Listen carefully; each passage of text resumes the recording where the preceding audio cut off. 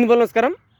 YS Sharmila ఈమె Congress party, Andhra Pradesh Congress పార్టీకి చెందినటువంటి అధ్యక్షురాలు ఈమె నిన్న ఒక పార్టీ మీటింగ్లో మాట్లాడుతూ ఏమని మాట్లాడిందంటే, పవన్ కళ్యాణ్ ఈ మధ్యకాలంలో ఒక హిందూ సమాజానికే కొమ్ముగాసి మాట్లాడుతున్నాడు. హిందువులకు సంబంధించిన డ్రెస్ వేసుకొని మిగిలిన వాళ్ళందరూ అవమానిస్తున్నాడు, వాళ్ళందరినీ కూడా కించపరుస్తున్నాడు, వాళ్ళందరినీ ఒక దూరం పెడుతున్నాడు అని ఏ విధంగా మాట్లాడుతున్నాడు. దీని ఒక ఆయనని ఒక సెక్యులర్ అనుకున్నాను, కానీ ఒక మతోన్మాది లెక్క ప్రవర్తిస్తున్నాడని బాగా ఒక ఆమెకి మించినటువంటి బాగా వ్యాఖ్యలు చేస్తూ ఉందన్నమాట. అసలు నువ్వు ఏంటిది సెక్యులరా? నీ మొగటేంటిది? ఒక చర్చ్ ఫాస్టర్, అక్కడ ఆంధ్రాలో ఒక మంచి ఫేమస్ అనమాట.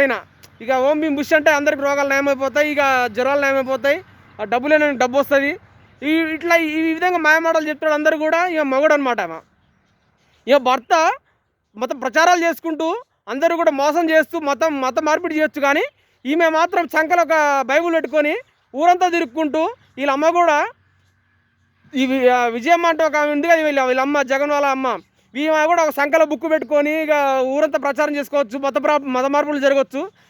అక్కడ చర్చిలు మొత్తం అక్రమ చర్చిలు అంతా కట్టవచ్చు. అందుకు దేవాలయాలు ధ్వంసం చేస్తున్నా కానీ సపోర్ట్ చేయకుండా ఉండాలి, హిందువుల మీద మత మార్పులు జరుగుతున్నా కానీ సపోర్ట్ చేయకుండా ఉండాలి. అక్కడ పక్క రాష్ట్రమైనటువంటి తమిళనాడులో ఒకడు హిందూ ధర్మాన్ని ఊచకొత్తగా వస్తాము, హిందువులందరినీ కూడా లేకుండా చేస్తే హిందూ ధర్మాన్ని కరోనా నలిపేస్తా, పురుగును నలిపేస్తా అని మాట్లాడితే వాడు ఉదయనిధి స్టాలిన్ గాడు, వాడి గురించి ఏనాడు కూడా ఒక మాట పల్లెత్తి మాట కూడా అనలేదు. ఇవాళ మాట్లాడుతుంది హిందువుల గురించి మాట్లాడితే మాత్రం వీళ్ళకి ఏమంటే ఎక్కడలేని దేశం కుళ్ళు కుట్ర కుతంత్రం అంతా బయటపడుతుంది అనమాట. వీళ్ళు తెల్లారితే లేస్తే సంకల బుక్ పెట్టుకొని తిరుగుతారు బైబుల్ అంటూ. వీళ్ళని మాత్రం ఒక సెక్యులరిజం అనమాట వీళ్ళంతా కూడా. కానీ హిందువులకి మాత్రం అన్యాయం జరుగుతుందని మాట్లాడితే మాత్రం ఇక మళ్ళీ వీళ్ళకి అందరు మతం మాదిరి గుర్తొస్తారనమాట. వీళ్ళొక్కరే సొక్కమైన వాళ్ళు, మిగిలిన వాళ్ళందరూ కూడా వేస్ట్ కావాలన్నమాట. ఇదే సెక్యులరిజమా?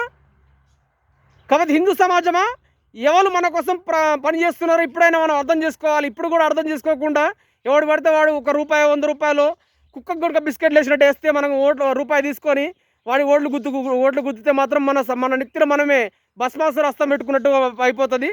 హిందూ సమాజమా మన కోసం, మన దేశం కోసం ఎవరు పని చేస్తారు, ఎవరు పాటుపడతారు?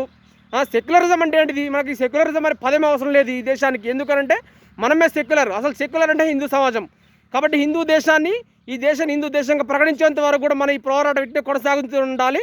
ఓట్ బ్యాంక్ అనే హిందువులందరూ కూడా ఓట్ బ్యాంక్గా మారి హిందూ ధర్మం కోసం, ఈ దేశం కోసం ఎవరైతే పని చేస్తారో, ఎవరైతే పాటుపడతారో ఆ పార్టీకి మాత్రమే ఓటేసుకుందాం, ఆ వ్యక్తులను మాత్రం గెలిపించుకుందాం. లేదు అనంటే ఇటువంటి ఎదవాళ్ళందరూ కూడా గద్దెనెక్కిరంటే మన హిందూ సమాజాన్ని, మన దేశాన్ని ఒక కాంచి తుకుడే గ్యాంగు ఇదివరకు ఏ విధంగా అయితే పాకిస్తాన్ ఏ విధంగా 2 ముక్కలు అయిపోయిందో, మన కాశ్మీరే కావచ్చు, ఇంకా మన చికెన్ లెగ్ కానీ ఇక్కడ ఉన్నాయి కదా, ఇవన్నీ కూడా వేరువేరుగా వేరే దేశాలుగా మారిపోయే ప్రమాదం ఉంది. ఇటువంటి ఎదవాళ్ళని గెలిపించుకుంటే ఖచ్చితంగా హిందూ సమాజమా మన దేశం కోసం, ధర్మం కోసం పనిచేసే వాళ్ళని మాత్రమే గెలిపించుకోవాలి. లేదు అనంటే మన సమాజం ఇంకా ఎన్నో వివక్షకు గురి కావాల్సి వస్తుంటుంది. కాబట్టి హిందూ సమాజమా ఈ దిశగా ఆలోచిస్తున్న ఈ చిన్న ప్రయత్నం. జై హింద్.